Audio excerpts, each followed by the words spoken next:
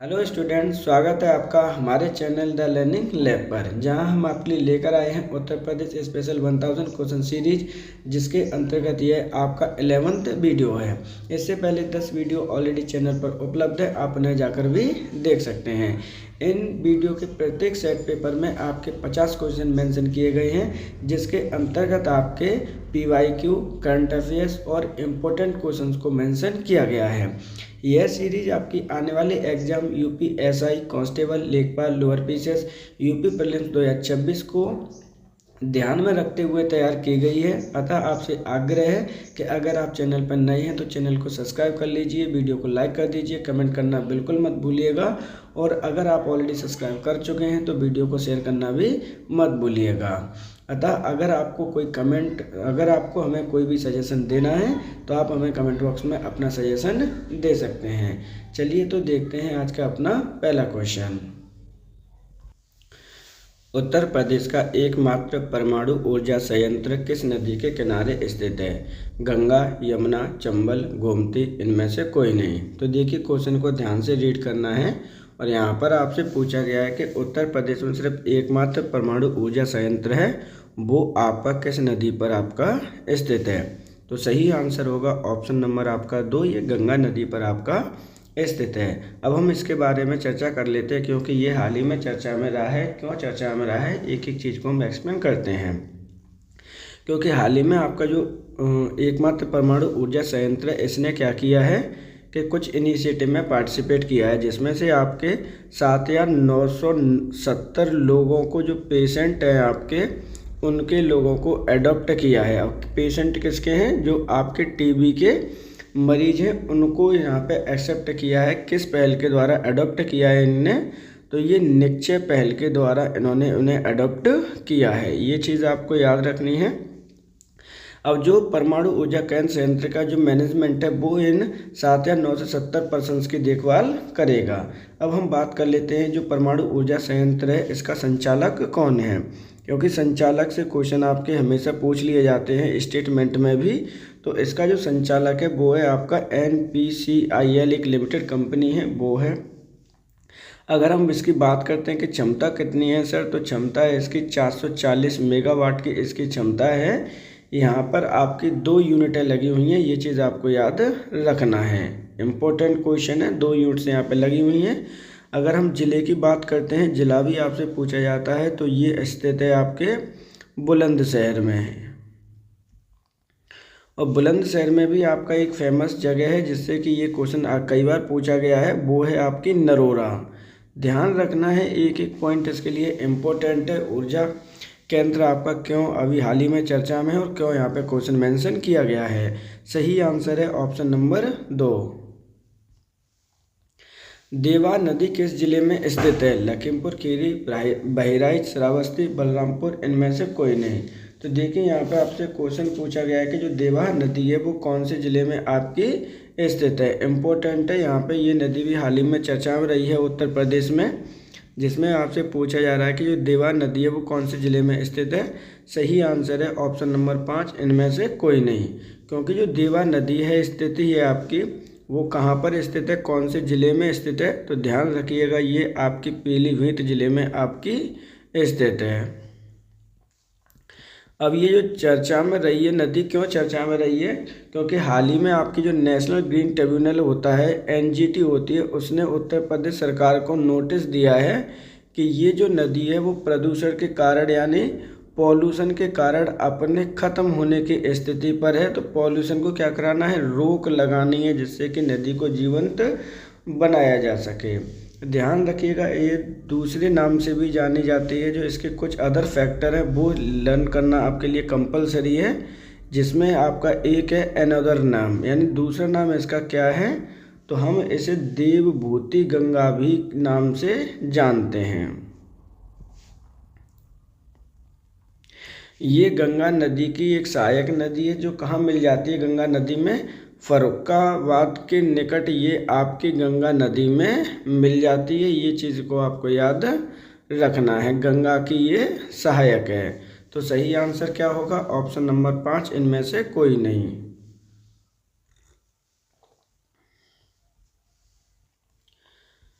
आपकी पूंजी आपका अधिकार रिजर्व बैंक ऑफ इंडिया के द्वारा किस जिले में प्रारंभ किया गया है। मोस्ट इम्पोर्टेंट क्वेश्चन है आपका। ये क्वेश्चन आपका कई बार पहले आ चुका UPSSC एग्जाम में और आगे भी आएगा। यहाँ पे बोला गया है आपकी पूंजी आपका अधिकार अभियान रिजर्व बैंक ऑफ इंडिया ने कौन से जिले से आपका प्रारंभ किया है। उत्तर प्रदेश के से। तो देखिए अयोध्या, वाराणसी, कानपुर, आगरा या फिर इनमें से कोई नहीं। तो सही आंसर होगा ऑप्शन नंबर 5, इनमें से कोई नहीं। क्योंकि ये जो आपका अभियान है वो किसके द्वारा प्रारंभ किया गया है। ऑलरेडी आपका क्वेश्चन में मेंशन है कि रिजर्व बैंक ऑफ इंडिया ने इसे प्रारंभ किया है, लेकिन कौन से ज़िले से किया है तो वो किया है आपके प्रयागराज ज़िले से। अब इसका जो उद्देश्य है वो याद कर लीजिए। जिस बैंक में भी आपके इनएक्टिव आपके क्या हैं अकाउंट्स हैं और उन इनएक्टिव बैंक के अकाउंट्सों में क्या रखा है आपका पैसा रखा हुआ है, तो आपके रिलेटिव्स से कांटेक्ट किया जाएगा कि इस अकाउंट को एक्टिव करा लीजिए। जो सच में जिसकी मनी है वो पैसा उन्हें दिया जाएगा। ये इसका मोटिव है। स्टार्ट किया गया है आपकी पूंजी आपका अधिकार अभियान रिजर्व बैंक ऑफ इंडिया ने कहाँ से, प्रयागराज से। सही आंसर है ऑप्शन नंबर 5। घुमंतु एवं विमुक्त जनजातियों के लिए कल्याण बोर्ड की स्थापना किस जिले में की जाने की घोषणा की है। वाराणसी, लखनऊ, प्रयागराज, मेरठ, इनमें से कोई नहीं। तो देखिए हाल ही में उत्तर प्रदेश के मुख्यमंत्री योगी आदित्यनाथ जी के द्वारा घोषणा की गई है एक कल्याण बोर्ड बनाने की, लेकिन वह किस जिले में बनाया जाएगा ये घोषणा कहाँ पर आपकी की गई है, ये क्वेश्चन आपसे पूछा जाना है। क्योंकि इस तरह के क्वेश्चन पहले भी पूछे गए हैं और आगे भी कंटिन्यूस रहेंगे। तो यहाँ पर जो चीज़ें आपको याद करनी है वो यही करना है कि जो कल्याणकारी बोर्ड है वो कहाँ पर बनाया जाना है। तो सही आंसर होगा ऑप्शन नंबर आपका 2, लखनऊ में। क्योंकि उत्तर प्रदेश की राजधानी आपकी लखनऊ है, जिसके आपकी डेट लर्न करनी है, इम्पोर्टेंट्स हैं आपकी। 2 डेट्स लर्न कर लीजिए, 1921 ईस्वी और 1935 ईस्वी, सॉरी 36 कर लीजिए। यहाँ पर ये जो राजधानी बना था आपका यूपी, ये आंशिक रूप से राजधानी बना था उत्तर प्रदेश की, और यहाँ पर बना है ये आपका पूर्ण राजधानी। तो ये डेट्स आपको याद कर लेनी है। सही आंसर क्या है ऑप्शन नंबर आपका 2। भारत की पहली टेम्पल ग्लास मैन्युफैक्चरिंग यूनिट का उद्घाटन कहाँ किया गया। नोएडा, बुलंदशहर, गाजियाबाद, लखनऊ, इनमें से कोई नहीं। तो देखिए यहाँ पे क्वेश्चन पूछा गया है कि जो भारत की पहली है क्या है आपकी, यहाँ पर देखना क्या है कि क्या है, देखो टेम्पल ग्लास मैन्युफैक्चरिंग यूनिट। यहाँ पर थोड़ा सा इसको चेंज कर लीजिएगा, क्योंकि यहाँ पर आपकी टेम्पर्ड नहीं है, ये क्या है टेम्पर्ड है। और आप टेम्पर्ड का मतलब जानते ही होंगे, जो टेम्पर्ड गिलास होता है मोबाइल वगैरह में यूज़ किया जाता है, उस गिलास की बात कर रहे हैं जो टच स्क्रीन पर लगाया जाता है, कि उसका प्रोडक्शन आपका कहाँ पर किया जाएगा और उसकी पहली यूनिट आपकी कहाँ पर बनी है, ये क्वेश्चन में आपसे पूछा गया है। तो उसकी जो पहली यूनिट बनी है टेम्पर्ड गिलास की मैन्युफैक्चरिंग यूनिट बनी है उत्तर प्रदेश की आपकी, जिसे हम छोटी राजधानी कहते हैं, नोएडा में इसका उद्घाटन किया गया है। अब इसका उद्घाटन किसके द्वारा किया गया है ये भी आपको याद करना है। तो ध्यान रखिएगा, ये आपका अश्वनी वैष्णव के द्वारा इसका उद्घाटन किया गया है। एक एक चीज़ आपके लिए इम्पोर्टेंट है जब उत्तर प्रदेश स्पेशल की तैयारी कर रहे हैं तब। भारत की पहली मैन्युफैक्चरिंग यूनिट है, ध्यान रखना है। यहाँ पर क्या तैयार किया जाएगा, तो जो आपके मोबाइल के कंपोनेंट हैं, जितने भी आपके मोबाइल के कंपोनेंट्स होते हैं वो तैयार किए जाएंगे। उनके साथ साथ आपके जितनी भी गिलास टेम्पर्ड गिलास हैं उनको यहाँ पे तैयार किया जाना है। तो सही आंसर क्या होगा ऑप्शन नंबर 1, ये नोएडा में इसकी स्थापना की गई है। राज्य पर्यावरण प्रभाव आकलन प्राधिकरण का अध्यक्ष किसे बनाया गया है। किशोर महतो, अनुपम गुप्ता, अक्षय सिंह, रामस्वरूप शर्मा, इनमें से कोई नहीं। तो राज्य पर्यावरण प्रभाव आकलन प्राधिकरण की अध्यक्षता की बात की गई है, किसे बनाया गया है, इंपॉर्टेंट क्वेश्चन है, ये उत्तर प्रदेश से रिलेटेड है। सही आंसर है ऑप्शन नंबर आपका 2, अनुपम गुप्ता को आपका बनाया गया है राज्य पर्यावरण प्रभाव आकलन प्राधिकरण का अध्यक्ष। इंपॉर्टेंट क्वेश्चन है। और ये आपका नियुक्तियों में से आएगा ही आएगा। अब हम बात कर लेते हैं कि सर ये इस पद पर कितने कार्यकाल के लिए रहने वाली हैं, टाइम पीरियड इनका कितना होने वाला है। तो ध्यान रखिएगा जो इनका कार्यकाल है वो आने वाले 3 वर्षों तक इस पद पर वो रहने वाली हैं। तो सही आंसर क्या है, ऑप्शन नंबर आपका 2 अनुपम गुप्ता। उत्तर प्रदेश सरकार के द्वारा आयुर्वेद संस्थान की स्थापना करने की घोषणा किस जिले में की गई, लखनऊ, कानपुर, प्रयागराज, वाराणसी, इनमें से कोई नहीं। तो देखिए यहाँ पे क्या बोला गया है कि आयुर्वेद संस्थान की स्थापना उत्तर प्रदेश के किस जिले में की जानी है, इसकी घोषणा की गई है। और यह घोषणा किसके द्वारा की गई है, तो ये घोषणा की गई है उत्तर प्रदेश सरकार के द्वारा। कौन से जिले में बनाने की घोषणा की गई है, तो ध्यान रखना है ये आपका वाराणसी जिले में बनाने की घोषणा की गई है। इम्पोर्टेंट पॉइंट है, यहाँ पे भी क्वेश्चन आपके बनेंगे।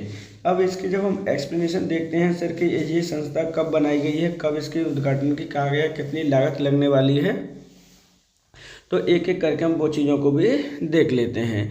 इसकी घोषणा की गई है आपके 23 सितंबर 2025 को, क्योंकि 23 सितंबर को हम क्या मनाते हैं, आयुर्वेद दिवस मनाते हैं। उत्तर प्रदेश सरकार के द्वारा घोषणा की गई है जिसमें क्या बोला गया कि इसका जो एरिया होगा वो कितना होगा, तो 10 एकड़ एरिया में इसे बनाया जाएगा।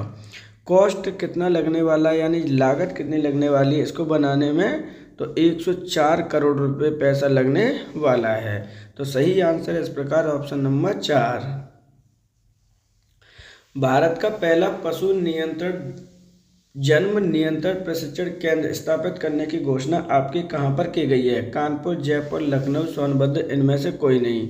तो देखिए भारत का पहला पशु जन्म नियंत्रण प्रशिक्षण केंद्र की बात की जा रही है कि ये कौन से जिले में आपका खोला जाना है या ओपन किया जाना है, जहां पर आपके लोगों को क्या किया जाएगा, प्रशिक्षण दिया जाएगा। अब जो आपके हैं जानवर हैं उनको प्रशिक्षण देने की बात कही गई है यहाँ पे, तो देख लीजिए इसका आंसर क्या होगा। सही आंसर है ऑप्शन नंबर आपका 3, इसकी स्थापना लखनऊ जिले में की जाएगी, ऐसी घोषणा की गई है। लखनऊ में भी आपका एक जगह का नाम है, उस जगह का नाम याद कर लीजिएगा, हो सकता है कि आपसे डायरेक्ट पूछ ले। ये जगह है आपकी जयरहरा, इस जगह में आपकी स्थापना की जाएगी। यहाँ पर इसका जो उद्देश्य है वो क्या है, तो यहाँ पर आपकी 15 दिवसीय ट्रेनिंग प्रशिक्षण दिया जाएगा या फिर ट्रेनिंग दी जाएगी। किन लोगों को ट्रेनिंग दी जाएगी और कैसी ट्रेनिंग दी जानी है यहाँ पर, तो जितने भी जो आपके आवारा कुत्ते होते हैं उनको कैसे आपका प्रबंधन किया जाएगा उसकी आपको ट्रेनिंग दी जानी है यहाँ पर। तो इस प्रकार का बनने वाला पहला प्रशिक्षण केंद्र है पूरे भारत का, उत्तर प्रदेश की राजधानी लखनऊ में। उत्तर प्रदेश सरकार के द्वारा फाइलेरिया संक्रमण को समाप्त करने की घोषणा कब तक की गई है, दिसंबर 2026, दिसंबर 2027, दिसंबर 2028, दिसंबर 2029, इनमें से कोई नहीं। तो देखिए उत्तर प्रदेश सरकार के द्वारा जो फाइलेरिया संक्रमण को समाप्त करने की घोषणा की गई है, इस तरह के क्वेश्चन आपकी यूपीपी से 101% आपकी पूछती है। सही आंसर है ऑप्शन नंबर 1, दिसंबर 2026 तक आपके फाइलेरिया संक्रमण को ख़त्म करने के लिए उत्तर प्रदेश सरकार के द्वारा घोषणा की गई है, या फिर कह सकते हैं कि लक्ष्य रखा गया, चेंज कर लीजिएगा, दिसंबर 2027 है जिसमें आपका लक्ष्य रखा गया है उत्तर प्रदेश सरकार के द्वारा। हाल ही में ये चर्चा में क्यों आया था वो समझ लीजिए, क्योंकि उत्तर प्रदेश के 51 जिलों में संक्रमण इसका कितना है, तो इसके जो संक्रमण की रेट है आपकी वो माइनस कितनी है आपकी 1% से भी कम है, इसलिए और ज़्यादा हमें मोटिवेशन मिल जाता है कि हम इसको ख़त्म कर देंगे। सही आंसर है ऑप्शन नंबर 2। वर्ष 2024-25 के अंतर्गत उत्तर प्रदेश में कितनी नई फैक्ट्रियों की स्थापना की गई, 3000, 4000, 5000, 6000 या इनमें से कोई नहीं। मोस्ट इम्पॉर्टेंट क्वेश्चन है, जब आपके डाटा से रिलेटेड क्वेश्चन आते हैं वो आपके इकोनॉमिक्स के हिसाब से इम्पोर्टेंट माने जाते हैं। इस दौरान आपके उत्तर प्रदेश में कितनी नई फैक्ट्रियों की स्थापना की गई है, ये क्वेश्चन पूछा गया है। सही आंसर है ऑप्शन नंबर आपका 2, 4000 नई फैक्ट्रियों की स्थापना की गई है। लेकिन अगर हम वर्तमान की बात करते हैं कि उत्तर प्रदेश में वर्तमान में कितनी फैक्ट्रियां संचालित की जा रही हैं, तो ये क्वेश्चन आपका आ सकता है कि वर्तमान में कितनी आपकी संचालित की जा रही हैं। तो ध्यान रखना है उत्तर प्रदेश में आपकी 27,000 फैक्ट्रियां आपकी संचालित की जा रही हैं वर्तमान में।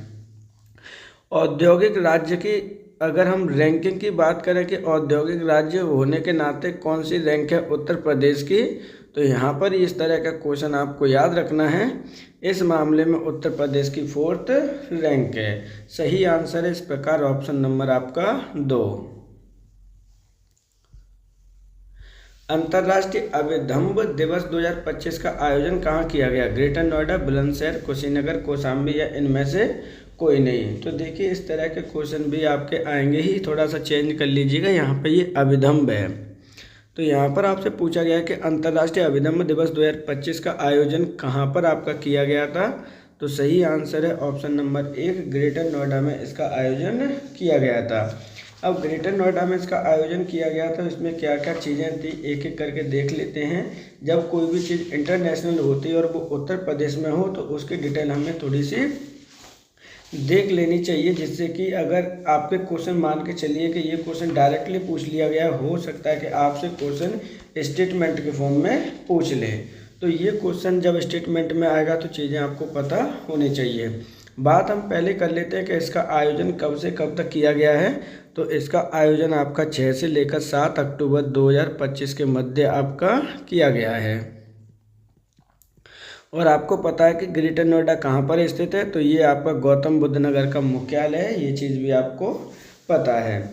उसमें भी आपका कहाँ पर इसको सेलिब्रेट किया गया था? ग्रेटर नोएडा में भी। तो ध्यान रखना है गौतम विश्वविद्यालय में इसका आयोजन किया गया है, ये चीज़ आपकी इम्पोर्टेंट है।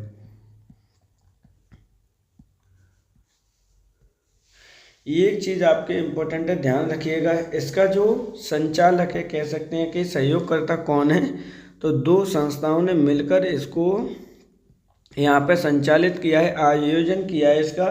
एक तो है आपकी अंतर्राष्ट्रीय बौद्ध रिसर्च इंस्टीट्यूट, अर्थात आपका इंटरनेशनल बौद्ध रिसर्च इंस्टीट्यूट, प्लस भारत का जो संस्कृति मंत्रालय है उसके द्वारा इसका संचालन किया गया है।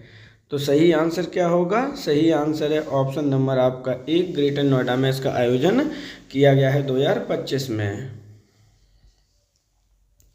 बनारस लोकोमोटिव वर्क्स वाराणसी की आधारशिला निम्नलिखित में से किस स्वर्गीय राष्ट्रपति के द्वारा रखी गई थी? ये क्वेश्चन मोस्ट इम्पोर्टेंट है, ध्यान रखना है। फिर से मैं पढ़ दे रहा हूँ। बनारस लोकोमोटिव वर्क्स जो आपकी स्थित है कहाँ पर? वाराणसी में आपकी स्थित है। उसका उद्घाटन भूतपूर्व राष्ट्रपति किनके द्वारा किया गया है? ये क्वेश्चन आपसे पूछा गया है। राजेंद्र प्रसाद, सर्वपल्ली राधाकृष्णन, प्रणब मुखर्जी, APJ अब्दुल कलाम या इनमें से कोई नहीं। तो इनका उद्घाटन किया गया है ऑप्शन नंबर 1, आपके पहले प्रेसिडेंट राजेंद्र प्रसाद जी के द्वारा इसका उद्घाटन किया गया है। जो राजेंद्र प्रसाद जी हैं अब आपके कौन हैं? तो ध्यान रखना है कि भारत के ये पहले प्रेसिडेंट थे। इनका संबंध, इनका जन्म किस राज्य में हुआ था? तो ये क्वेश्चन अक्सर करके पूछ लिया जाता है। तो ध्यान रखना है इनका संबंध आपके पड़ोसी बिहार राज्य से इनका संबंध है। पहले प्रेसिडेंट थे, ये चीज़ आपको याद रखनी है। इन्हीं के द्वारा बनारस लोकोमोटिव वर्क्स का वाराणसी में आधारशिला रखी गई थी। सही आंसर है ऑप्शन नंबर 1। उत्तर प्रदेश के किस जिले में बिजली ड्राइवर प्रशिक्षण केंद्र स्थित है? गाजियाबाद, बुलंदशहर, अलीगढ़, गौतम बुद्ध नगर या इनमें से कोई नहीं। तो देखिए ध्यान से, उत्तर प्रदेश के कौन से जिले में बिजली ड्राइवर प्रशिक्षण केंद्र की बात की जा रही है और ये कहाँ पर है? तो सही आंसर है ऑप्शन नंबर आपका 1, ये गाजियाबाद जिले में आपका स्थित है। यानी जो आपके क्या किया जाता है कि जितने बिजली ड्राइवर हैं आपके, जो बिजली के इंजन्स हैं आपके, ये किसके इंजन हैं? तो आपके जो रेलगाड़ी होती है रेलवे के इंजन हैं, ये चीज़ आपको याद रखनी है। उसका प्रशिक्षण दिया जाता है गाजियाबाद में। सही आंसर है ऑप्शन नंबर 1। 0 से लेकर 6 आयु वर्ग वाले सबसे कम आबादी वाले जिलों को बढ़ते क्रम में लिखिए। तो देखिए यहाँ पर जनगणना 2011 से क्वेश्चन पूछा गया है। जैसा कि मैंने आपसे प्रॉमिस किया है कि आपकी जनगणना 2011, देखिए यहाँ पे क्या लिख दे रहा हूँ जो आपके लिए इन्फॉर्मेशन है, सॉरी जनगणना 2011 जो उत्तर प्रदेश स्पेशल है आपकी, प्लस जितनी भी उत्तर प्रदेश सरकार के द्वारा उत्तर प्रदेश जनसंख्या नीतियां लेकर आई गई हैं, उन सब से संबंधित आपका full detail video next Sunday को अवेलेबल होगा। उसके लिए आप हमसे जुड़े रहिए, बेल आइकन को प्रेस कर लीजिए जिससे कि आने वाले वीडियो का नोटिफिकेशन आपको प्राप्त इजीली हो सके। अब क्वेश्चन की तरफ हम आते हैं। क्वेश्चन में आपसे पूछा गया है कि आपका 0 से लेकर 6 आयु वर्ग वाले सबसे कम आबादी वाले जिलों को बढ़ते क्रम में लिखिए। तो देखिए यहाँ पर जो चीज़ें पूछी गई हैं उसी तरह से आपको आंसर भी आइडेंटिफाई करना है। पहले आपको देखना है कि 0 से लेकर 6 वर्ष तक के आयु के जो बच्चे हैं वो सबसे कम कहाँ पर हैं। जब उस जिले का नाम आपको पता होगा तो आप आंसर ईजिली आइडेंटिफाई कर पाएंगे। तो देखिए एक एक करके पहले हम आंसर देख लेते हैं इसका, उसके बाद एक्सप्लेनेशन देखेंगे।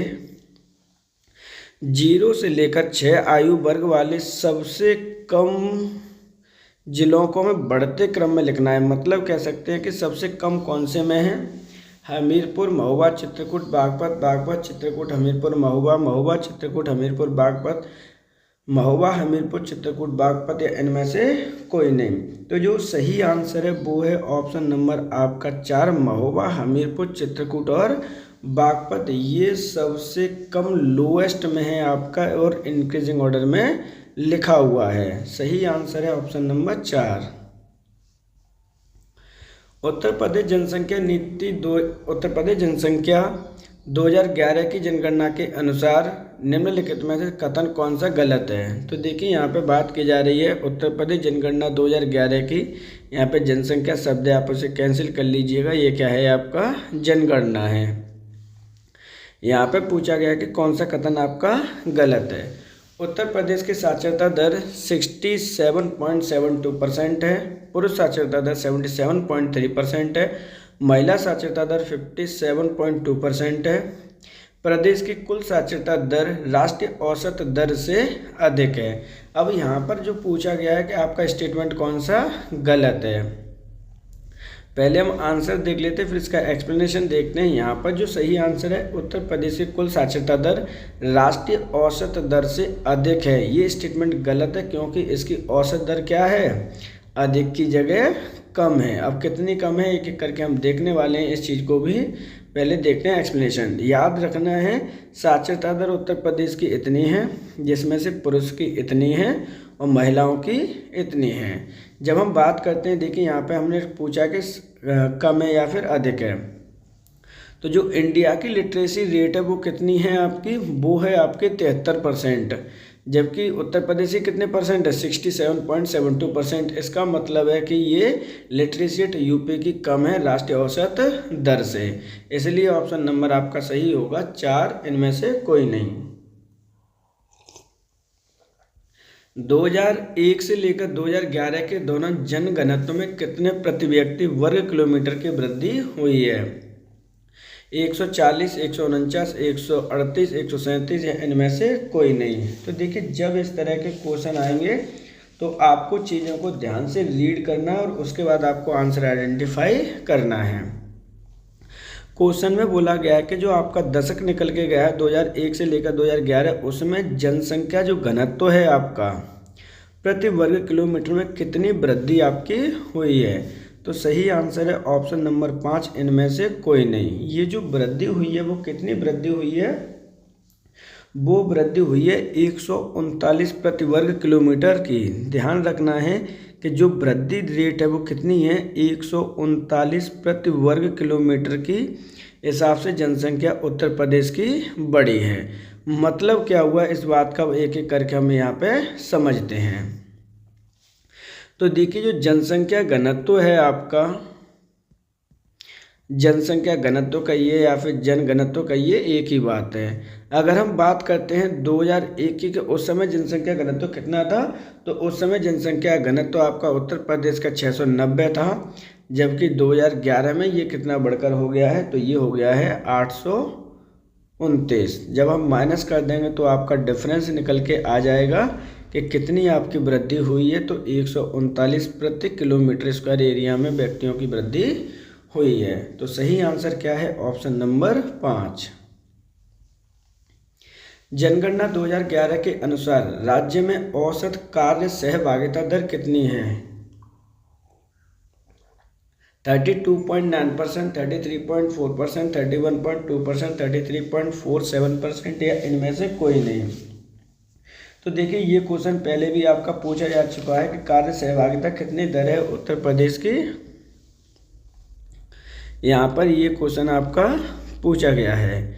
तो सही आंसर है ऑप्शन नंबर 1, 32.9% आपकी औसत कार्य सहभागिता दर है उत्तर प्रदेश की। ये चीज़ आपको याद रखनी है। अब हम बात करते हैं अदर चीज़ की।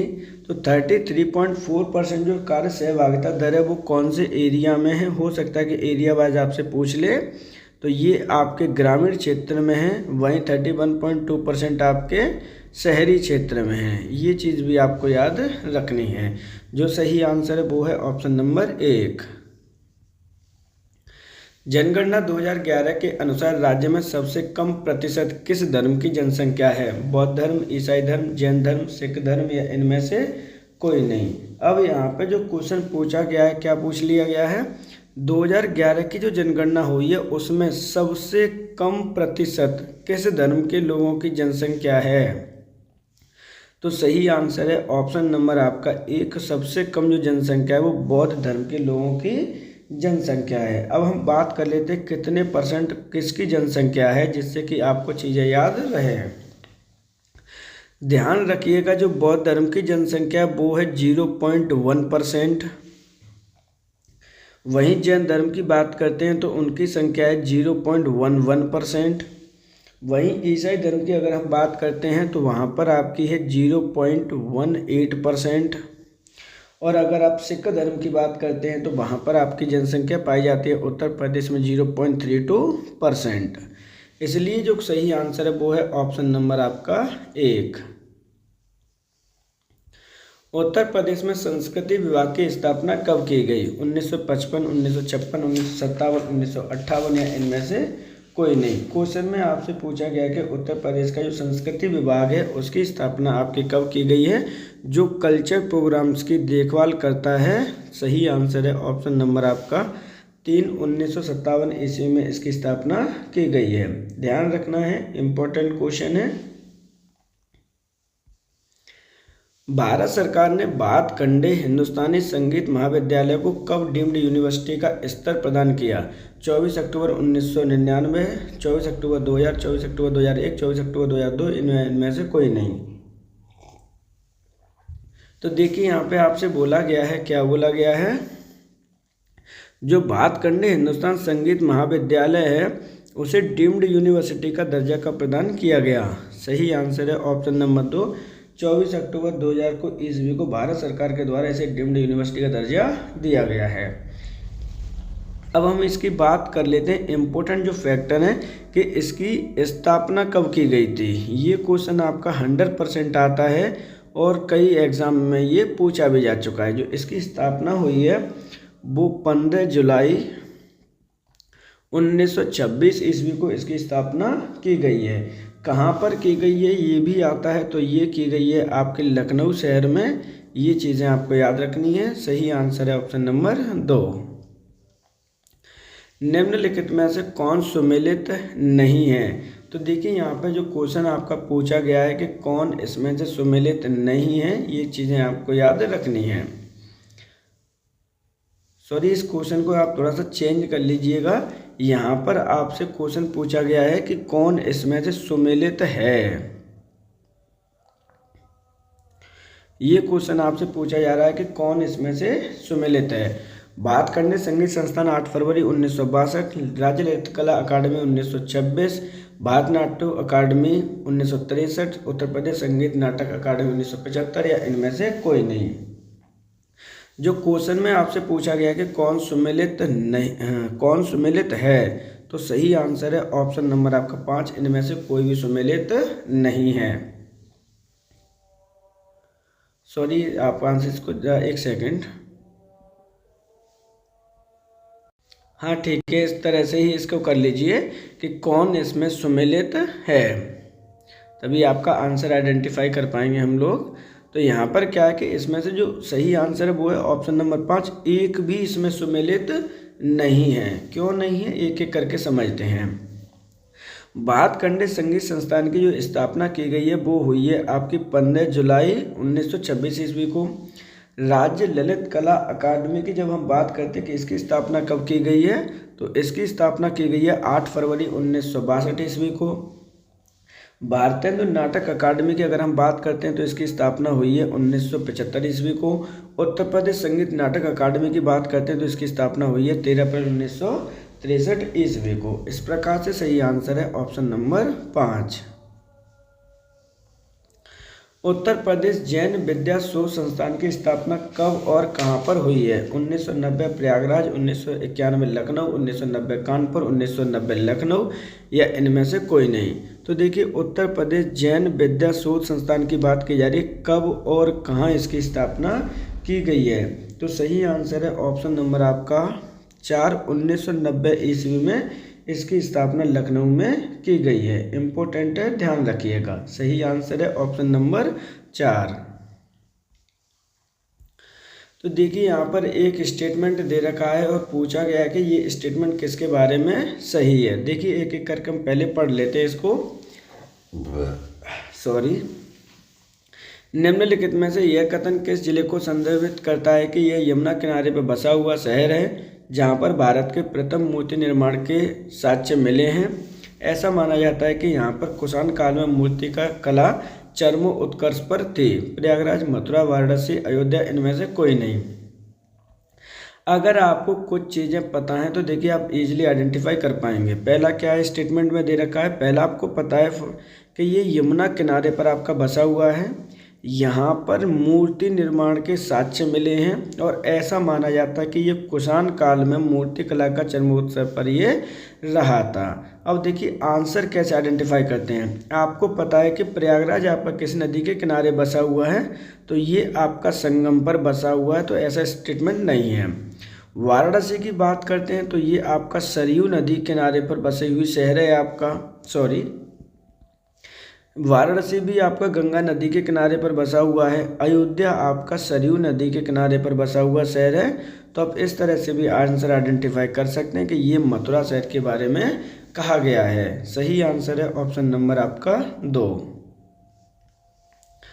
पंचमहल, बुलंद दरवाजा और अकबर का मकबरा किस जिले में आपके स्थित हैं? अलीगढ़, आगरा, कानपुर, प्रयागराज इनमें से कोई नहीं। तो देखिए, पंचमहल, बुलंद दरवाजा और अकबर का मकबरा एक ही जिले में स्थित है, वो है आपका ऑप्शन नंबर 2 आगरा में। अब देखते हैं पंचमहल की अगर हम बात करते हैं तो ये किस तरह का महल है आपका, यहाँ पर क्वेश्चन आपसे पूछा जा सकता है। तो ये आपका सफ़ेद संगमरमर से बना हुआ है, ये चीज़ आपको याद रखनी है। दूसरा इसके बारे में जो याद रखना है, ये पिरामिड आकार का बना हुआ है। अब पिरामिड आकार का कैसे बना देखते हैं, बाद में बात करते हैं। ये कहाँ पर है? उत्तर प्रदेश के आगरा जिले की फतेहपुर तहसील में है, ये चीज़ आपको याद रखनी है। अब देखिए, जो इसकी शेप है वो किस प्रकार की है, तो शेप इसकी पंचमहल इस प्रकार की है, ये चीज़ आपको याद रखनी है। ये पंचमहल आपका बना हुआ है। वहीं अगर हम बुलंद दरवाज़ा की बात करते हैं तो ये भी आपका फतेहपुर सीकरी में ही है, तो ये चीज़ भी आपको याद रखनी है। अगर हम बात करते हैं किसके, अकबर के मकबरा की, तो ये आपका रेड मार्बल से बना हुआ है। कहाँ पर बना हुआ है? हो सकता है कि आपसे उस कस्बा का नाम पूछ ले, तो ये आपका सिकंदरा में बना हुआ। सिकंदरा कहाँ पर है? ये भी आपका आगरा में स्थित है। सही आंसर होगा ऑप्शन नंबर 2। रूमी दरवाज़ा किस जिले में स्थित है? जो रूमी दरवाज़ा से संबंधित क्वेश्चन आएंगे ही आएंगे। लखनऊ, रामपुर, जौनपुर, आजमगढ़, इनमें से कोई नहीं। तो सही आंसर है ऑप्शन नंबर आपका 1, ये लखनऊ जिले में आपका रूमी दरवाज़ा स्थित है। अब रूमी दरवाज़ा के बारे में क्या क्या चीज़ें आपको याद होनी चाहिए, तो ध्यान रखना, जो आपकी राजकीय चिन्ह में 2 मछलियाँ ली गई हैं वो इसी से ली गई हैं। ये चीज़ें आपको याद रखनी हैं, क्योंकि कई बार आपका क्वेश्चन इस तरह से पूछा गया है कि जो राजकीय चिन्ह है उसमें मछलियाँ कहाँ से ली गई हैं, तो रूमी दरवाज़ा से ही ली गई हैं। सही आंसर है ऑप्शन नंबर 1। लखनऊ में कला एवं शिल्प महाविद्यालय की स्थापना कब की गई? 1910, 1909, 1911, 1912, इनमें से कोई नहीं। तो देखिए यहाँ पे बात की गई है कला एवं शिल्प महाविद्यालय की स्थापना पहले कब की गई है? तो सही आंसर है ऑप्शन नंबर आपका 3, 1911 ईस्वी में इसकी स्थापना की गई है। अब हम बात करते हैं कि स्थापना कहाँ की गई है, तो वो की गई है आपके लखनऊ शहर में। सही आंसर है ऑप्शन नंबर 3। अमीर खुसरो का जन्म कब हुआ था? 1211 ईस्वी, 1212 ईस्वी, 1223 ईस्वी या 1224 ईस्वी, या फिर इनमें से कोई नहीं। तो देखिए यहाँ पर काफ़ी फेमस पर्सनैलिटी हैं आपके अमीर खुसरो, और उनके बारे में पूछा गया कि उनका जन्म आपका कब हुआ था और कहाँ पर हुआ है। इनके बारे में एक एक करके हम बात कर लेते हैं। इम्पोर्टेंट व्यक्तित्व हैं आपके, और इनसे पहले भी क्वेश्चन आपके पूछे जा चुके हैं। तो पहले हम बात करते हैं कि इनका जन्म हुआ कब है। तो इनका जन्म जो हुआ है वो सही आंसर है ऑप्शन नंबर आपका 3, 1223 ईस्वी में इनका जन्म हुआ है। कहाँ पर इनका जन्म हुआ है और किस नाम से इन्हें जाना जाता है? तो इनका जन्म आपके पटियाली में हुआ है, और ये पटियाली कहाँ पर है ध्यान रखना। पटियाली के नाम से पंजाब मन चले जाना। उत्तर प्रदेश का एक जिला है कासगंज। कासगंज में इनका जन्म आपका हुआ है। ये चीज़ आपको याद रखनी है। इन्हें किस नाम से जाना जाता है? तो इन्हें आप हिंद ए तोता नाम से भी इन्हें हम जानते हैं। इनका योगदान खड़ी बोली में माना जाता है। ये चीज़ आपको याद रखनी है, जो वेस्ट यूपी की एक भाषा है। तो सही आंसर क्या होगा? Option number 3। स्वामी हरिदास जी का जन्म कहाँ हुआ था? अलीगढ़, बुलंदशहर, प्रयागराज, अयोध्या, इनमें से कोई नहीं। तो ध्यान रखिएगा, स्वामी हरिदास जी का जो जन्म हुआ है वो हुआ है ऑप्शन नंबर 1, अलीगढ़ ज़िले में आपका इनका जन्म हुआ था। लेकिन यहाँ पर इनकी जो जयंती है वो काफ़ी ज़्यादा इम्पोर्टेंट है। वो कहाँ मनाई जाती है? तो ध्यान रखना, प्रत्येक वर्ष इनकी जयंती वृंदावन में मनाई जाती है। वृंदावन में भी कहाँ मनाई जाती है? तो वो मनाई जाती है आपके निधि वन में। इसलिए इम्पोर्टेंट है, ध्यान रखिएगा। सही आंसर है ऑप्शन नंबर 1। कानरा नृत्य उत्तर प्रदेश के किस क्षेत्र में किया जाता है? पूर्वी क्षेत्र, पश्चिमी क्षेत्र, बुंदेलखंड क्षेत्र, रोहिलखंड क्षेत्र, या इनमें से कोई नहीं। तो देखिए एक नृत्य है आपका, क्या है? कानरा नृत्य है आपका। यहाँ पर क्वेश्चन पूछा गया है कि कौन से क्षेत्र में ये किया जाता है। इस तरह के क्वेश्चन पहले भी आए हैं और आते रहेंगे आगे भी इस तरह से। तो देखिए इसका जो नृत्य किया जाता है वो है ऑप्शन नंबर 3, बुंदेलखंड क्षेत्र में इसका कानरा नृत्य किया जाता है। इस क्षेत्र में किस समाज के द्वारा किया जाता है? तो ध्यान रखना है, ये आपका धोबी समाज के द्वारा किया जाता है। ये इम्पोर्टेंट पॉइंट है इस क्वेश्चन का। सही आंसर है ऑप्शन नंबर आपका 3।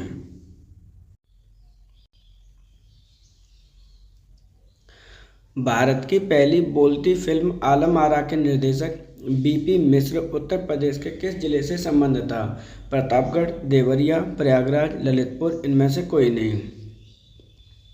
देखिए ये स्टैटिक जीके का क्वेश्चन है। यहाँ पे क्या बोला गया है कि भारत की पहली बोलती हुई फिल्म, जो आपकी भारत की पहली बोलती हुई फिल्म बनी थी आलम आरा, उसके जो डायरेक्टर थे यानी जो निर्देशक थे बीपी मिश्र, वो उत्तर प्रदेश के किस जिले से उनका संबंध था? तो सही आंसर है उनका जन्म आपके देवरिया जिले में हुआ था। सही आंसर है ऑप्शन नंबर 2। उत्तर प्रदेश में जैन और बौद्ध धर्म दोनों का प्रसिद्ध तीर्थ है। कौशाम्बी, सारनाथ, देवीपाटन, कुशीनगर या इनमें से कोई नहीं। तो देखिए यहाँ पे क्वेश्चन में आपसे पूछा गया, ये इम्पोर्टेंट क्वेश्चन है, कई बार पूछा गया है कि उत्तर प्रदेश में जैन धर्म और बौद्ध धर्म दोनों के लिए जो प्रसिद्ध तीर्थ स्थल है वो कौन सा है। तो सही आंसर है ऑप्शन नंबर आपका 1 कौशाम्बी। जबकि अदर ऑप्शन दे रखे हैं उन्हें भी आप समझ लीजिए। आपका एक ऑप्शन है सारनाथ, तो सारनाथ में भगवान बुद्ध ने प्रथम उपदेश यहाँ पे दिया था। ये चीज़ आपको याद रखनी है, कई बार ये क्वेश्चन आपका पूछा गया है। किन के द्वारा दिया गया था, तो भगवान बुद्ध के द्वारा यहाँ पे प्रथम उपदेश दिया गया था। वहीं कुशीनगर की अगर हम बात करते हैं तो कुशीनगर या कुशीनारा, जहाँ पर भगवान बुद्ध का महापरिनिर्वाण उन्हें प्राप्त हुआ था, ये चीज़ भी आपको याद रखनी है। महापरिनिर्वाण की घटना जो घटित होती है उसे क्या कहा गया है, भगवान बुद्ध की जब डेथ हुई थी तो उसको महापरिनिर्वाण कहा गया है। सही आंसर है ऑप्शन नंबर 1 कौशाम्बी। जैन और बौद्ध धर्म दोनों का तीर्थ स्थल है आपका। निम्नलिखित में से कर्म किस क्षेत्र का लोक नृत्य है। तो देखिए यहाँ पे कर्म नहीं है, क्या ये कर्मा होगा। और कर्मा से संबंधित आपके क्वेश्चन बहुत बार पूछे गए हैं। यूपी पीसीएस और यूपी SSSC हर बार आपका क्वेश्चन पूछती है। यहाँ पर जो आपका है कर्मा क्षेत्र है, क्या है, कर्मा नृत्य वह किस क्षेत्र का आपका है, ये क्वेश्चन पूछा गया है। सोनभद्र, महुआ, मथुरा, खीरी, इनमें से कोई नहीं। सही आंसर है ऑप्शन नंबर 1, ये सोनभद्र जिले में आपका कर्मा नृत्य किया जाता है। क्योंकि यहाँ से ये क्वेश्चन पहले भी आ चुका है कर्मा नृत्य से। इसके साथ साथ और कहाँ किया जाता है, तो ध्यान रखिएगा कर्मा नृत्य आपका सोनभद्र के साथ साथ मिर्ज़ापुर में भी आपका किया जाता है। किनके द्वारा किया जाता है, ये क्वेश्चन भी चीज़ें आपको याद रखनी है। आदिवासी लोगों के द्वारा इस नृत्य को किया जाता है। तो इस प्रकार जो सही आंसर है वो क्या है, ऑप्शन नंबर 1। राई लोक नृत्य का संबंध उत्तर प्रदेश के किस क्षेत्र से है। पूर्वी क्षेत्र, पश्चिमी क्षेत्र, मध्य क्षेत्र, बुंदेलखंड क्षेत्र या इनमें से कोई नहीं। तो देखिए ये जो आपका राई नृत्य है, पहले ये क्वेश्चन आ चुका है। अगर आपने लेखपाल और वीडियो के एग्जाम 2015 और 2018 वाला दिया है तो आपको समझ में आया कि ये राई जो नृत्य है उनका संबंध उत्तर प्रदेश के किस क्षेत्र से है। राई नृत्य के बारे में कहा जाता है कि ये आपका आजकल मॉडर्निटी के ढंग में ढलता जा रहा है राई नृत्य, जिसे किस क्षेत्र में किया जाता है। तो ये ऑप्शन सही होगा, ऑप्शन नंबर आपका 4 बुंदेलखंड क्षेत्र में आपका किया जाता है। किन के द्वारा किया जाता है, ये इम्पोर्टेंट है। आपका जो राई नृत्य है आपका महिलाओं के द्वारा किया जाता है। जो बुंदेलखंड की महिलाएं हैं उनके द्वारा ये नृत्य किया जाता है। अब बात करते हैं किस उत्सव पर ये किया जाता है। तो ध्यान रखना भगवान कृष्ण की जन्माष्टमी उत्सव पर ये किया जाता है। इस चीज़ को आप याद रखेंगे। सही आंसर है ऑप्शन नंबर 4। ठुमरी गायिका गिरजा देवी का संबंध किस घराने से है। आगरा घराना, किराना घराना, बनारस घराना, लखनऊ घराना या इनमें से कोई नहीं। मोस्ट इम्पोर्टेंट क्वेश्चन है, कई बार ये क्वेश्चन पूछा गया है कि जो आपकी प्रसिद्ध ठुमरी गायिका हैं, यानी जो गिरजा देवी का संबंध किससे, ठुमरी गायिका हैं ये, इनका संबंध किस घराने से है। तो सही आंसर है ऑप्शन नंबर आपका 3। इनका जो संबंध है वो बनारस घराने से है, क्योंकि जो इनका जन्म भी हुआ है वो कहाँ पर है, ये जो बॉर्न हुई है या फिर कह सकते हैं कि इनका जो जन्म है वो भी वाराणसी जिले में है। तो सही आंसर क्या होगा इस प्रकार, सही आंसर है ऑप्शन नंबर आपका 3।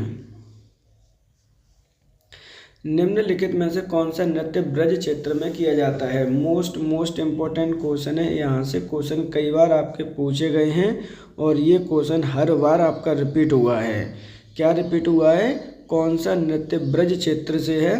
दीवारी नृत्य, नटवरी नृत्य, जोगनी नृत्य, चरकुला नृत्य, इनमें से कोई नहीं। तो सही आंसर है ऑप्शन नंबर 4, चरकुला नृत्य ब्रज क्षेत्र से संबंध है। ब्रज क्षेत्र का मतलब क्या हुआ यहाँ पर वो भी समझ लेते हैं। तो ब्रज क्षेत्र का मतलब है जो भी आपके मथुरा के आसपास का क्षेत्र है वो ब्रज क्षेत्र कहा जाता है। ये चीज़ आप ध्यान रखेंगे। चरकुला नृत्य के अंतर्गत आपके 108 मिट्टी के दीपक जलाए जाते हैं। क्या करते हैं, मिट्टी के दीपक जलाकर उन्हें अपने सिर पर रखकर आपका डांस किया जाता है, ये चीज़ आपको याद रखनी है। और इस नृत्य को हम चरकुला नृत्य कहते हैं। चरकुला नृत्य बेसिकली आपका ब्रज क्षेत्र के साथ साथ आपका अगर क्वेश्चन में आता है बरसाना ऑप्शन में, तो बरसाना आप टिक करेंगे। सही आंसर है ऑप्शन नंबर 4। उत्तर प्रदेश में पर्यटन को उद्योग का दर्जा कब दिया गया? 1997, 1998, 1999 या फिर 2000। यहाँ पे बात की गई है जो टूरिज्म है उसे उत्तर प्रदेश सरकार के द्वारा उद्योग का दर्जा कब दिया गया है? सही आंसर है ऑप्शन नंबर 2, 1998 ईस्वी में दिया गया है। इम्पोर्टेंट है, ध्यान रखिएगा। सही आंसर होगा ऑप्शन नंबर आपका 2। डिस्कवर योर रूट योजना किस विभाग के द्वारा प्रारंभ की गई? शिक्षा विभाग, पंचायती राज विभाग, पर्यटन विभाग, मानव संसाधन विभाग या इनमें से कोई नहीं? तो देखिए उत्तर प्रदेश सरकार के द्वारा एक योजना चलाई गई डिस्कवर योर रूट। इसका संबंध किस विभाग से है? क्वेश्चन पूछा गया है। सही आंसर है ऑप्शन नंबर आपका 3, पर्यटन विभाग के द्वारा डिस्कवर योर रूट योजना प्रारंभ की गई है। अब देखिए डिपार्टमेंट से ही आप समझ पाएंगे कि इस योजना का उद्देश्य क्या है, इस योजना का संबंध क्या है क्या नहीं है। इस योजना का संबंध आपका टूरिज्म से है कि आपके टूरिज्म को इंक्रीज उत्तर प्रदेश में कैसे करना है, इसलिए पर्यटन विभाग के द्वारा इस योजना को शुरू किया गया है। इम्पोर्टेंट है। इसके साथ साथ आपको एक योजना और याद करनी है जिसके साथ में ही पर्यटन विभाग के द्वारा होम स्टे योजना को भी प्रारंभ किया है। होम स्टे योजना क्या है वो भी समझ लीजिए। ये आपका मई 2008 में इसे प्रारंभ किया गया था महानगरों में। क्या मतलब है इसका? होम स्टे में जो आपके टूरिज्म होते हैं, टूरिस्ट होते हैं आपके, उन्हें अपना घर आप किराए पर दे सकते हैं, लेकिन उस किराए पर घर देने के लिए आपके पास वो सारी फैसिलिटीज़ होनी चाहिए, जिससे कि क्या होगा कि आपकी इनकम भी बढ़ेगी और टूरिस्ट को फ़ायदा भी होगा। सही आंसर है ऑप्शन नंबर 3। अतरंजी खेड़ा स्थल किस जिले में स्थित है? एटा, इटावा, आगरा, मेरठ, इनमें से कोई नहीं? तो अतरंजी आपका प्राचीन काल का एक स्थल है जो कि संबंधित है। ऑप्शन नंबर आपका यहाँ पर होगा 1, एटा जिले से इसका संबंध है। अब जो अतरंजी खेड़ा है वो क्या है आपका? ये एक हड़प्पा कालीन सभ्यता का है, यानी कह सकते हैं कि सिंधु सभ्यता का आपका एक स्थल है। इस चीज़ को आप याद रखना है। तो सही आंसर क्या होगा? सही आंसर है ऑप्शन नंबर आपका 1, एटा जिला। कालिंजर का किला किस जिले में स्थित है? मोस्ट इंपोर्टेंट क्वेश्चन है, चाहे आपका यूपी ट्रिपल एस हो, बीपीएससी हो, इवन ये आपका बिहार राज्य में होने वाले TRE 1, 2 और 3 दोनों में ही क्वेश्चन पूछा गया था कि कालिंजर का किला आपका कहाँ पर है, किससे संबंध है, लेकिन हमारे क्वेश्चन में पूछा गया कौन से जिले में है। तो सही आंसर है ऑप्शन नंबर आपका 3, ये बांदा जिले में स्थित है। अब ये चर्चा का विषय क्यों बना रहता है, या फिर कह सकते हैं कि ये आपका मध्यकालीन एक किला है जो कि आपका ऐतिहासिक महत्व को रखता है। कौन सा किला है? ये मध्यकालीन किला है, ये चीज़ आपको याद रखनी है। यहाँ पर कौन सी घटना घटी थी? तो ये कालिंजर का किला ही है जिसे शेर शाह सूरी जीतने के लिए गया था। यहाँ पे शेर शाह सूरी जीतने के लिए गया था और यहीं पर इसकी क्या हो गई थी? मृत्यु हो गई थी। ये चीज़ आपको याद रखनी है, इसलिए ये फेमस हो गया। सही आंसर है ऑप्शन नंबर आपका 3। 12वीं शताब्दी के अंत में किस शासक ने कालपी को दिल्ली सल्तनत का अंग बना लिया था? मोस्ट इंपॉर्टेंट क्वेश्चन है, ये भी आपका मध्यकालीन भारत के इतिहास से संबंधित है। अलाउद्दीन खिलजी, मोहम्मद गौरी, कुतुबुद्दीन ऐबक, बलबन या इनमें से कोई नहीं? तो 12वीं शताब्दी के अंत में किस शासक ने कालपी को दिल्ली सल्तनत का अंग बना लिया था? क्वेश्चन पूछा गया है। सही आंसर है ऑप्शन नंबर आपका 3, कुतुबुद्दीन ऐबक ने ऐसा किया था। अब हम बात करते हैं कालपी नगर की कि ये कहाँ पर स्थित है। तो ध्यान रखना, कालपी आपका जालौन में स्थित है। नंबर 1, किस नदी के किनारे स्थित है? तो ये आपका यमुना नदी के किनारे पर आपका बसा हुआ एक शहर है। इम्पोर्टेंट इसलिए क्योंकि यहाँ पर आपका वर्त हुआ था। किसका वर्त हुआ था? तो आपको सबको याद है कि जो आपके अकबर के सबसे महान या चतुर व्यक्तियों में समझे जाते हैं, उनका यहाँ पे जन्म हुआ था। और उनका नाम क्या है आप कमेंट में भी कर सकते हैं, अदरवाइज तो मैं आपको यहाँ पे बता ही देता हूँ। यहाँ पे जन्म हुआ था बीरबल का, ये चीज़ आपको याद रखनी है।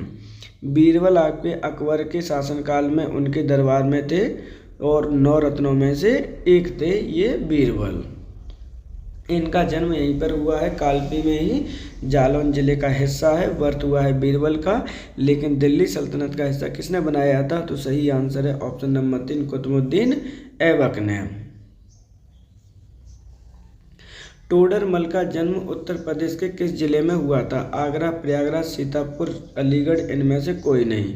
तो देखिए यहाँ पे टोडरमल की बात करते हैं। टोडरमल का जैसे ही नाम याद आता है तो आपको पता है कि लेखपाल का एग्जाम देने जा रहे हो, टोडरमल को याद करना ही पड़ेगा, क्योंकि इनके द्वारा कुछ पद्धतियाँ दी गई थी मध्यकालीन भारत के इतिहास में जो आज भी प्रचलित हैं। पहले हम इनका आंसर देख लेते हैं। सही आंसर है ऑप्शन नंबर आपका 3, इनका जन्म सीतापुर में हुआ है। अब इनकी बात कर लेते हैं, इनका शासन मतलब कहाँ पर रहे हैं? तो ये अकबर के दरबार में थे, ये चीज़ आपको याद रखनी है। अकबर के दरबार में क्या देखते थे? तो ये आपका वाणिज्य देखते थे, यानी कह सकते हैं कि वाणिज्य मंत्रालय इनके अंतर्गत आता है, जिसका हिसाब किताब रखना है। इन्हीं के द्वारा एक पद्धति निर्माणित की गई थी जिसे हम दहशाला पद्धति कहते हैं, ये चीज़ आपको याद रखनी है, इसके लिए ये इन्हें जाना जाता है। सही आंसर है ऑप्शन नंबर आपका 3। आप सभी से रिक्वेस्ट है कि जैसे ही मैं ये क्वेश्चन पढ़ता हूँ तो आप अपने आंसर हमें कमेंट बॉक्स में भी कमेंट कर सकते हैं कि सर हमारे 50 में से कितने क्वेश्चन आपके सही हैं। ये चीज़ भी आप कर सकते हैं, वीडियो को पॉज कर सकते हैं, डिटेल देख सकते हैं, लेकिन आंसर जरूर कमेंट करिएगा कि सर आपके 50 में से कितने क्वेश्चन सही आपके हो रहे हैं। यहाँ पर हमने आंसर देखा है तो वो है सही ऑप्शन नंबर 1 सीतापुर। बहू बेगम का मकबरा कहाँ स्थित है? लखनऊ, फतेहपुर सीकरी, अयोध्या, आगरा, इनमें से कोई नहीं। बहू बेगम का मकबरा से क्वेश्चन पहले भी आ चुका है। जब आप यूपी SSSC का एग्जाम में प्रैक्टिस पेपर देखते हैं तो बहू बेगम मकबरा का क्वेश्चन वहाँ से पूछा ही जाता है कहाँ पर स्थित है, क्योंकि बड़ा डिफरेंट से हम सोचते हैं वहाँ पर नहीं हो सकता। ये सही आंसर है ऑप्शन नंबर 4, ये अयोध्या में आपका स्थित है। अयोध्या किस नदी के किनारे बसा हुआ शहर है? तो ध्यान रखिएगा अयोध्या आपका बसा हुआ है सरयू नदी के किनारे पर। इम्पोर्टेंट है, ध्यान रखना है। सही आंसर क्या है? Option number 4। अर्जुन द्रौपदी का स्वयंवर स्थल वेद कुंड कहाँ पर स्थित है? इटावा, फर्रुखाबाद, फिरोजाबाद, बाराबंकी, इनमें से कोई नहीं। ये भी आपका ऐतिहासिक स्थल है। आपका अर्जुन द्रौपदी का जो स्वयंवर हुआ था वो आपका कहाँ पर स्थित है? वो वेदकुंड कहाँ पर स्थित है? सही आंसर है ऑप्शन नंबर आपका 2, फर्रुखाबाद में ये स्थित है। ध्यान रखिएगा जो अर्जुन और द्रौपदी है उनका संबंध किससे है? तो आपके हिंदू में क्या जो एक महाभारत है आपका महाकाव्य है उसका हिस्सा है आपके अर्जुन। ये चीज़ आपको ध्यान रखनी है। सही आंसर क्या है? Option number 2। 88,000 ऋषियों की तपस्थली कहाँ पर स्थित है? मगध, कुशीनगर, देवा शरीफ, शकिनसा, इनमें से कोई नहीं। मोस्ट इम्पोर्टेंट क्वेश्चन है, ध्यान रखना है। क्वेश्चन में पूछा गया है कि जो आपके 88,000 ऋषियों की तपस्थली है उत्तर प्रदेश में कहाँ पर स्थित है? सही आंसर है ऑप्शन नंबर आपका 5, इनमें से कोई नहीं, क्योंकि जो इनकी तपस्थली स्थित है वो सीतापुर जिले में आपकी स्थित है। और हो सकता है कि सीतापुर आपका क्वेश्चन में आंसर दे ही ना रखा हो, तो ध्यान रखिएगा।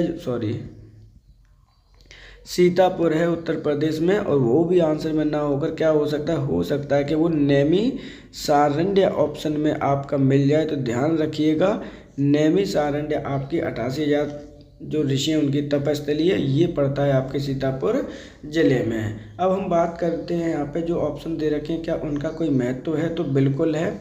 मगहर आपका जाना जाता है, यहीं पर आपके जो कबीर जी थे उनकी मृत्यु आपकी हुई है, कबीर जी की डेथ हुई है इस प्लेस पर।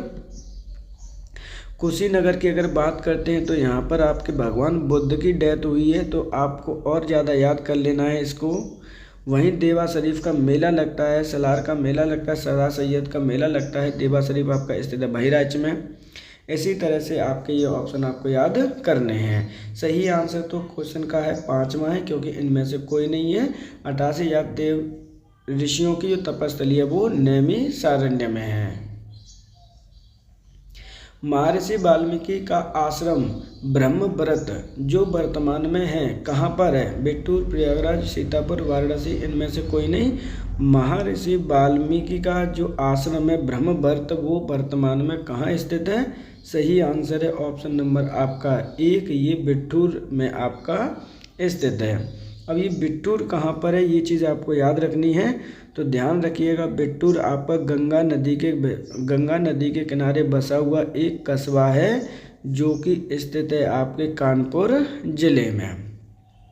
वही महर्षि वाल्मीकि जी की बात करते हैं तो ये क्या है?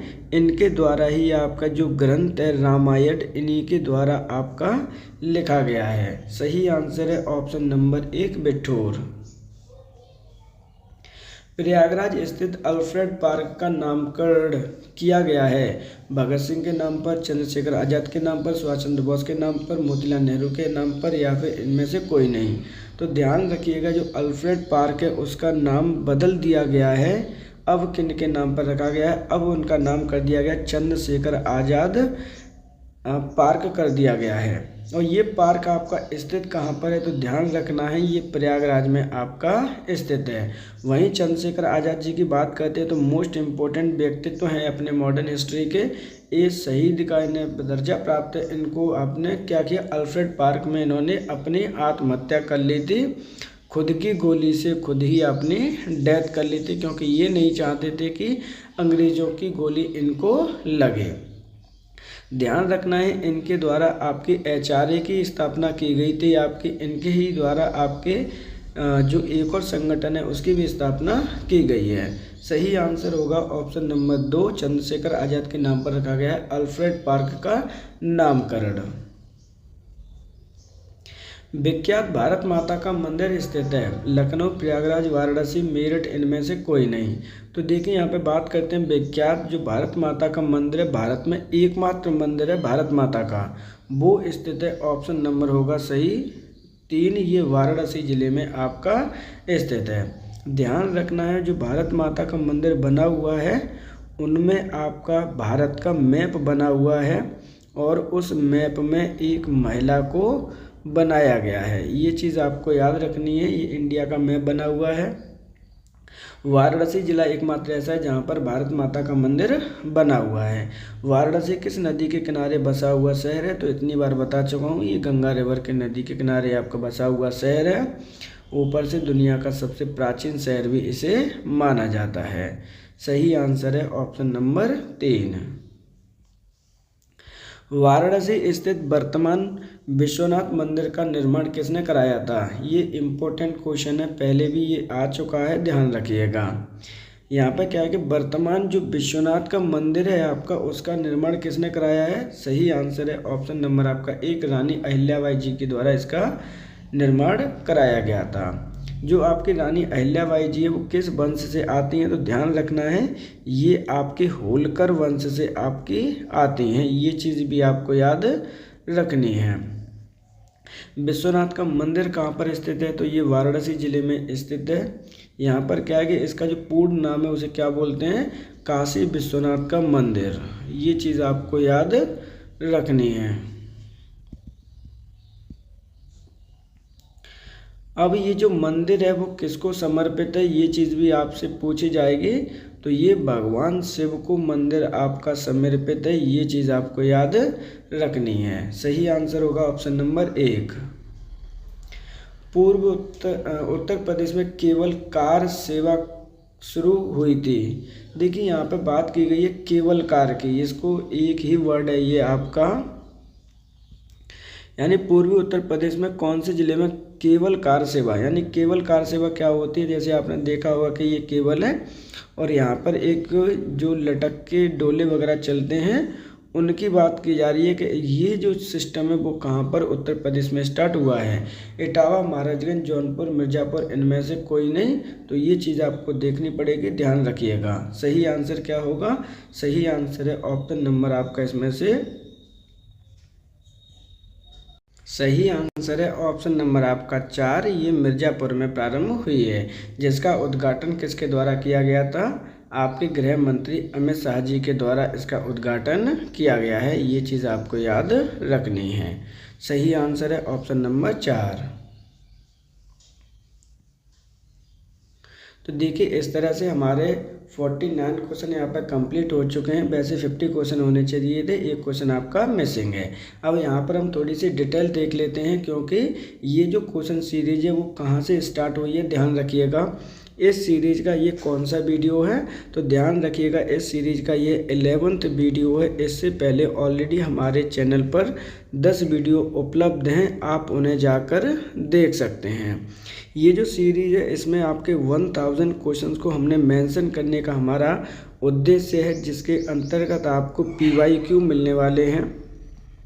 PYQ कौन कौन से होंगे? जो आपके UP PSC plus UP SSC ने जो पिछले सालों में क्वेश्चन पूछ रखे हैं उनसे संबंधित आपके PVQ हैं। ये जो सीरीज आपकी आने वाले एग्ज़ाम जैसे SI है, कांस्टेबल का एग्ज़ाम है, आपका होमगार्ड का एग्ज़ाम होने वाला है उत्तर प्रदेश में, उसी तरह से आपके लेखपाल का जो एग्ज़ाम है यानी आएगा एग्ज़ाम। अभी इसके क्या चल रहे हैं? ऑनलाइन आपकी फॉर्म फिलिंग चल रही है, जिसकी लास्ट डेट कितनी है? आपकी 28 जनवरी है। ध्यान रखिएगा, जो बच्चे ऑलरेडी भरना चाहते हैं भर लीजिए, टाइम है आपके पास अभी भी। और उसी के साथ आपकी फ्यूचर में लोअर PCS की वैकेंसी भी आ रही हैं, उसके लिए ये इम्पोर्टेंट रहेगी। साथ साथ में वे बच्चे जो UP प्रीलिम्स की तैयारी कर रहे हैं 2026 की, उनके लिए विशेषकर ये महत्वपूर्ण है। आपसे इन्फॉर्मेशन है कि अगर आपको यहाँ पर 1 जनवरी से लेकर 31 दिसंबर 2025 की करंट अफेयर्स पढ़नी है, जिसमें आपका उत्तर प्रदेश स्पेशल का हो, ध्यान रखना है। करंट अफेयर्स इम्पोर्टेंट फैक्ट है आपका, वही आपको सिलेक्शन तक लेकर जाएगा, क्योंकि हर पेपर में उत्तर प्रदेश स्पेशल के 20 क्वेश्चन आ रहे हैं। तो आपका विशेषकर ये 20 क्वेश्चन ही आपके गलत एक भी नहीं होना चाहिए। इसी तरह से अगर आपको उत्तर प्रदेश की स्कीम्स पढ़नी है, पॉलिसीज़ पढ़नी है, तो चैनल पर ऑलरेडी उपलब्ध हैं, आप उन्हें जाकर देख सकते हैं। आपसे रिक्वेस्ट है कि अगर आपको हमें कोई सजेशन देना है तो आप हमें कमेंट बॉक्स में अपना सजेशन दे सकते हैं, जिससे कि हम आपको बेटर से बेस्ट आपको कंटेंट प्रोवाइड करा सकें। 10 वीडियो ऑलरेडी अवेलेबल है चैनल पर, आप उन्हें भी जाकर देख सकते हैं। आप सभी से रिक्वेस्ट है कि चैनल को या फिर जो भी वीडियोस आपके लिए उपलब्ध होती हैं उन वीडियो को मोस्टली ज़्यादा से ज़्यादा शेयर कर दीजिएगा। वीडियो को लाइक करना बिल्कुल मत भूलिएगा, कमेंट करना, जो भी आपको कमेंट करना है, प्रॉब्लम है आपको, आप शेयर कर सकते हैं। किसी भी फील्ड से रिलेटेड चीज़ें क्यों ना हो, हम आपको सॉर्ट आउट करने की कोशिश करेंगे। आप हमसे जुड़े रहिए। आप सभी का आज के लिए इतना ही। आप सभी का धन्यवाद।